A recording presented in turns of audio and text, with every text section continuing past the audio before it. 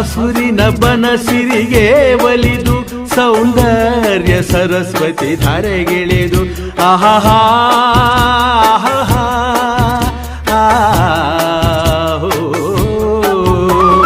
ಹರಿಯುವ ನದಿಯಲ್ಲಿ ಜಾಡಿ ಭುವನದಲ್ಲಿ ನಲಿಯುತ್ತ ಓಲಾಡಿ ಚೆಲುವಿನ ಬಲೆಯ ಬೀಸಿದಳು ಈ ಗಂಧದ ಗುಡಿಯಲ್ಲಿ ನೆಲೆಸಿಹಳು ಇದು ಯಾರ ತಪಸ್ಸಿನ ಫಲವೋ ಈ ಕಂಗಳು ಮಾಡಿದ ಪುಣ್ಯವೋ ಆಹಾ